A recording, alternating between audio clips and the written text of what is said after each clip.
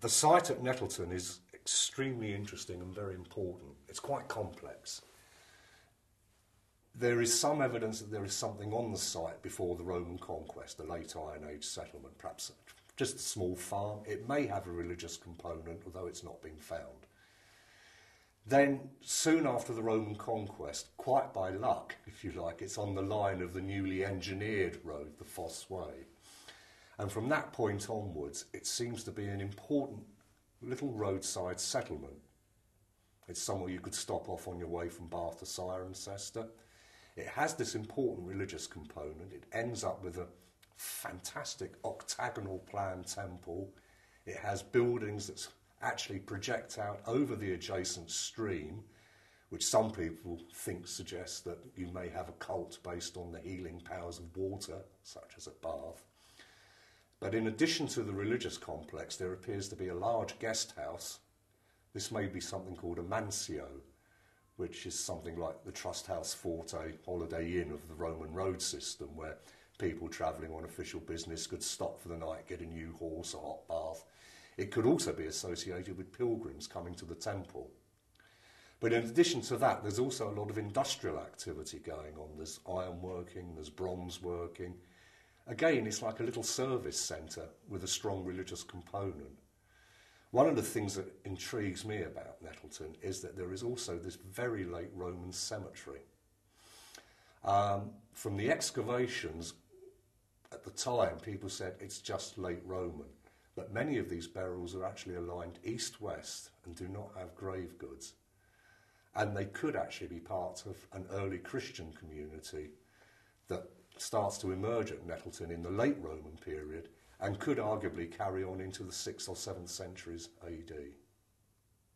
It has produced, from excavations in the 1950s and 60s, some evidence for an Iron Age predecessor as well. And we know that the deity that's worshipped there is a god called Apollo Kunomaglos. Now, Apollo is a Roman god, but Kunomaglos means the Hound King, is probably a pre-Roman deity. And that's classic Roman practice. They come in, see the local gods and say, well, he's close to our Apollo, so we combine the two. But the fact that we've got a temple to Apollo Kunomaglos suggests that it's an important religious focus before the Roman conquest. It's quite likely, I think, that both the hill fort and then the later Roman settlement at Nettleton are all related to this major long-distance route from the southwest to the northeast. It's a happy circumstance. It happens to be on that line. Rome decides to re-engineer that route into a major highway of Roman Britain. It's going to see a lot of traffic, a lot of opportunities for both business and developing a local religious centre. We're looking at the end of Roman Britain at some very sort of complex changes going on, and it's very regionalised. In eastern Britain, you can see the sort of Anglo-Saxon Germanic domination starting to appear fairly rapidly.